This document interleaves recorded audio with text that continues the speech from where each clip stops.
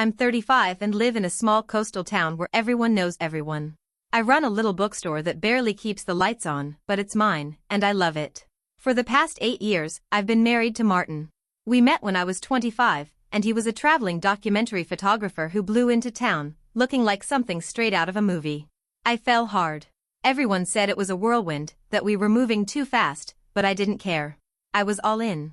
Our life wasn't perfect, but we had our rhythm. He was always coming and going for work, weeks in Alaska, months in Iceland, but he always came back. That's what I clung to. No matter how long he was gone, he came back to me. Until one day, he didn't. 6 months ago, Martin left for a project in South America. It was supposed to be 2 weeks, then 3. Then he stopped calling. He'd been off-grid before, so I didn't panic. Not at first. But after 2 months with no word, I called his agency. They hadn't heard from him either. Said he hadn't checked in since the day he flew out. I filed a missing person report. The police said it wasn't unusual for someone like Martin, adventurous types, always disappearing for a while. But something in my gut felt different this time. I grieved quietly. I stopped mentioning him in conversation. I told my regulars at the shop he was probably just deep in the jungle, too busy to call. But in my heart, I knew something was off. And then, last week, he came back. Just walked through the door of the bookstore like nothing happened. But the man who came back wasn't my husband. I was behind the counter when the bell above the door chimed. I didn't look up right away, figured it was a regular customer. Then I heard the voice. Calm, casual, like he'd just gone out for coffee. Hey, babe. I froze. My hand stopped mid-motion. It took me a second to turn around. And when I did, there he was, Martin. Standing in the doorway like the last 6 months hadn't happened. He looked off. At first glance, everything seemed normal. Same messy hair, same scruffy beard, same camera bag slung over one shoulder. But the more I stared, the more wrong it felt. His eyes didn't crinkle when he smiled. He didn't rush to hug me. No kiss, no warmth. Just a vague smile, like he was meeting someone for a job interview. I asked where he'd been, my voice barely holding together. He shrugged. Said the project got extended. Said there was no service. Said he tried calling but nothing went through. He spoke like it was all no big deal, like disappearing for half a year was just part of the job. But that wasn't Martin. He was never careless with me. Never forgot a call, a birthday, an anniversary. He used to send postcards from every country, even if he was only there for 2 days. But now? He didn't even know what day it was. Didn't ask how I was. Didn't notice the new shelf in the store or the haircut I got 3 months ago. That night, he slept in our bed. But I barely closed my eyes. Because as he lay there, so close yet unfamiliar, I realized something chilling. Martin always snored. This man didn't. Not once. Not all night. The next morning, I watched him from the kitchen doorway. He was standing at the sink, rinsing out a coffee mug like it was any normal Tuesday. But it wasn't. It was the first morning in half a year that he was back, and nothing about it felt real. I asked him what he remembered about the trip, where he stayed, who he worked with. He was vague. Said the usual stuff, jungles, remote villages, local guides. But there were no stories. No wild moments, no details. Martin used to come back buzzing with stories, how a monkey stole his lens cap, how he slept under a tarp in a rainstorm, how a villager shared fermented corn beer with him. This version of him? Just said it was pretty standard. That afternoon, I checked his camera. He always backed up his work religiously, but the memory card was nearly empty. A few blurry photos of trees, a distant waterfall, a goat. That was it. No portraits, no landscapes, nothing like his usual style. It was like he'd just pointed the camera randomly to make it look used. Then I found his journal. Martin kept one for every trip, wrote in them religiously. I'd read some before, when he let me. They were full of sketches, travel notes, feelings. This one? Barely touched. 3 pages. Just a packing list and a few scribbles about altitude. The handwriting, it wasn't right. Close, but not quite. It sounds crazy, I know. How could I not recognize my own husband? But when someone you've loved for years walks back into your life and suddenly feels like a stranger, it messes with your head. And the worst part? When I asked him to name our anniversary, he paused, smiled, then said the wrong date. That night, I couldn't sleep again. He was right there beside me, breathing slow, even. Too even. I stared at the ceiling, heart racing, brain spinning. I kept trying to find an explanation, jet lag, stress, maybe even memory loss. But something deeper, colder, kept pressing down on me. Around 3 a.m., I got up and checked his bag. The old Martin wouldn't have minded. He used to joke that I was nosier than a detective. But even as I unzipped the front pocket, I felt like I was doing something dangerous. Inside, I found a single USB drive. No passport. No boarding passes. No receipts or foreign currency. Just that. I waited until morning, then plugged it into my laptop at the store. The files were all dated recently, within the last 2 months. But they weren't photographs. They were documents. PDF reports, some in Spanish, others in English. But what made my blood run cold was one labeled, Subject File Number 047, Integration Phase. I opened it. And there, in black and white, was a full profile. Physical measurements. Personality markers. Behavioral adaptations. And a photo of Martin. Only it wasn't labeled Martin. It was labeled Host. I clicked through more files. Dozens of similar profiles. Names I didn't recognize. Notes about testing environments, observer logs, and a chilling phrase that repeated across several pages. Subject unaware of replacement. My hands were shaking when I heard the door to the back room creak open. And his voice, calm as ever, asked me what I was doing. I slammed the laptop shut and forced a smile so fake it hurt my face. Told him I was checking inventory. He nodded slowly, eyes drifting to the laptop like he already knew I was lying. But he didn't press. Just said he was going for a walk and slipped out the back door. The second he was gone, I grabbed the USB and bolted to my friend Katie's antique shop 2 blocks away. She was still setting up when I burst in, laptop under my arm, hair a mess, hands trembling. I told her I needed her Wi-Fi, just for a minute. I plugged in the drive again, opened the files, and this time looked deeper. There were surveillance photos. Of me. Me locking up the shop. Me carrying groceries. Me sitting on the porch reading. The timestamps were from weeks ago. Long before Martin came back. Some were even taken from inside our house, shots that could only have come from cameras hidden in our living room, maybe even the bedroom. My skin crawled. Then I saw the final folder.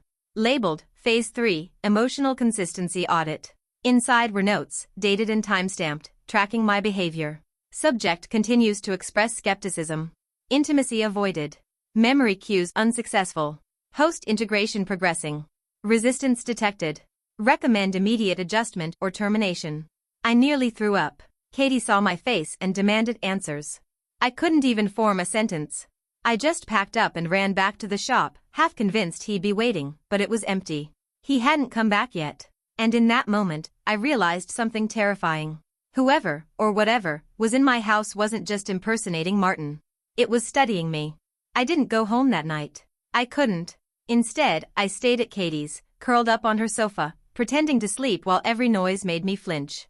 I kept imagining him, walking in, calmly asking why I left, flashing that familiar but wrong smile. Every time I closed my eyes, I saw those files. The cold, clinical language. The photos of me. In the morning, I drove back to the shop early, before opening hours. I needed to think, to figure out what to do next. But the second I stepped inside, I knew something was off. The smell hit me first, bleach. Faint but sharp, clinging to the air. Then I noticed the back room. Cleaned out. The laptop was gone. So was the USB drive. The drawer I had locked, forced open, splintered around the edges. He'd been here. Not just inside the store, he'd known exactly what to look for. Exactly where I'd hidden the drive. And he'd erased everything. No files, no evidence, nothing left but that lingering chemical scent. I sat on the floor, heart pounding, trying to calm the rising panic. I felt like I was losing my grip on reality. Like maybe I'd imagined it all, except I hadn't. I'd seen the files. I'd seen my face in those surveillance photos. This wasn't a dream. It was happening. And now I was completely alone in it. I tried calling the police twice, but what would I even say? My husband is back, but I think he's been replaced by something not human? I couldn't even bring myself to explain it out loud. But then, something even worse happened. When I got home that night, because I had to go home eventually, the front door was wide open.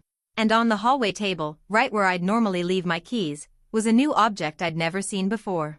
A small, silver recorder. Already playing. With my voice on it. Sleeping. Talking. Crying. Dozens of hours of me. Recorded without my knowledge. Every moment of my grief. My confusion. My fear. I didn't touch the recorder. I couldn't. Just the sound of my own voice echoing from that tiny speaker made my stomach twist. It was me, clear as day, whispering Martin's name in my sleep, talking to myself, sobbing quietly when I thought I was alone. That thing had been recording me for months. Long before he ever came back. I shut it off, wrapped it in a towel, and shoved it deep into a kitchen drawer I rarely used. My hands were shaking so badly I almost dropped it. Then I went upstairs to our bedroom, and froze. The closet door was open. Inside, hanging front and center, was the exact outfit Martin had worn the day he returned. Washed, pressed, and on a hanger. But that wasn't what made my blood run cold. There was a sticky note on the mirror. 2 words. In his handwriting. Try again. It didn't make sense. But it felt like a threat. Or a command. Like this whole thing wasn't over. Like I was being reset. Evaluated. Watched to see how I'd react this time around. I started pulling drawers open, ripping through the house, searching for more hidden recorders, cameras, anything, but found nothing. Except for one thing. Behind a loose baseboard in our bedroom, I found a worn notebook. The first few pages were blank. Then came entries. Written in Martin's voice. But they weren't memories. They were instructions. Lists of facts about me. My favorite foods. My childhood dog's name. The book I reread every year. Down to how I liked my tea. It read like a manual. And the final page? Scribbled in a different handwriting. Sloppier. Rushed. Reinsertion failed. Subject rejecting emotional imprint. Observation to continue. Do not initiate contact. She suspects. I sat on the floor for hours after that, too numb to cry. Because the truth was suddenly crystal clear. Martin wasn't just gone. He'd been replaced. I didn't sleep that night. Just sat on the bedroom floor, staring at that final page until the sun started bleeding through the curtains. I felt hollow, like something had been scooped out of me. Every part of my life had become a lie. Every smile, every word from the man who came back, it wasn't him. It was someone following a script. And the worst part? I didn't know if Martin was dead. Or if he was out there somewhere, trapped, while something wore his face and studied mine. I called Katie, told her I needed her to come over, but didn't explain why. She showed up 20 minutes later, bleary-eyed and confused. When I finally showed her the notebook, the recordings, the surveillance photos I'd printed from a backup file on my cloud, she went pale. To her credit, she didn't call me crazy. She didn't even argue. She just said one thing: we need to get out of here. We left the house with only what we could carry. She drove us to her cousin's cabin 2 towns over, a dusty little thing buried in trees, with spotty cell service and no neighbors for miles. It felt safer, even though nothing really felt safe anymore. The first night there, I finally broke down. Told Katie everything. How he got our anniversary wrong. The wrong handwriting. No snoring. The missing journal. The files on the USB. All of it. And when I was done, she looked me dead in the eyes and said, "You think this is just happening to you?" I blinked, confused. Then she pulled out her phone. And showed me a photo she took outside my shop 3 days ago. It was Martin. Or rather, him. Standing across the street. Just watching. Not moving. 4 hours. Only he wasn't alone. There was another man beside him. Identical. 2 Martins. Same face. Same clothes. Same impossible smile. I stared at the photo, heart pounding so hard I could hear it in my ears. 2 of them. Standing side by side. Same everything, posture, expression, even the slight tilt of the head. It was like the image had been mirrored. But it hadn't. Katie had taken the photo with her phone, no filters, no tricks. Just raw, terrifying reality. She said she almost didn't show me. That she thought it was a glitch, a trick of the light. Until now. We sat in silence, both of us trying to wrap our heads around it. What did it mean? Were they copies? Prototypes? Were they watching me together? Was he teaching the other how to be more convincing? I remembered the final note in the notebook, she suspects. Had I been part of a failed trial? A simulation that wasn't quite sticking? Was I the experiment? And if so, who else was part of this? Katie and I spent the next day doing something we never thought we'd do, hunting through old photos of Martin's past projects. I pulled out backups of his work, albums, memory cards from years ago. Something had shifted in me. A terrible thought kept eating at my brain. What if he wasn't replaced recently? What if he'd been gone longer than I realized? Then we found it. A photo taken 3 years ago. A group shot in Patagonia, locals, tourists, guides. Martin was dead center, smiling. But standing off to the side, barely in frame, was someone else. A man with Martin's exact face. Wearing different clothes. Holding a different camera. Looking directly at Martin. He wasn't replaced 6 months ago. This had been going on for years. And I'd never noticed. Until now. The moment that truth landed, really landed, it felt like my world collapsed.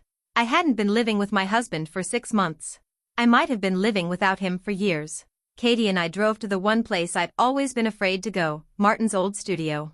After he started traveling more, he stopped using it regularly, but he never let me in. Said it was messy, chaotic, full of gear I wouldn't understand. I respected that. Trusted him. That trust nearly destroyed me. We broke in. It was dusty, but it wasn't abandoned. There were signs of recent use, fresh footprints in the dirt, water bottles, a space heater still plugged in. And in the back room, we found the truth. Cameras. Lined across a long shelf. All pointed toward monitors. Dozens of screens, most turned off. But 2 were still glowing. One was a live feed of my bookstore. The other was my bedroom. The angle was high. Hidden. Watching. I stumbled back, choking on air, on disbelief, on rage. Katie cursed, started smashing things, but I just stood there, frozen. It wasn't about him anymore. It wasn't about clones or copies or experiments. It was about control. I was the subject. I'd been the subject all along. We called the police anonymously, left a tip about illegal surveillance. Then we got out fast. Katie burned the notebook. I deleted everything from the cloud. We wiped our phones, trashed the devices, left town with nothing but cash. I've been living under a different name ever since. New haircut. New city. I don't own a computer. I don't use social media. I sleep with a chair wedged under the door. And every so often, I see a familiar face in a crowd. A flicker of someone watching from across the street. Always the same expression, soft smile, eyes like ice. Sometimes I wonder if Martin's still out there. If he's still alive. If I'll ever know what really happened to him. But mostly, I just try to survive. Because the thing that came back pretending to be my husband? It's still out there. And I don't think it was ever human.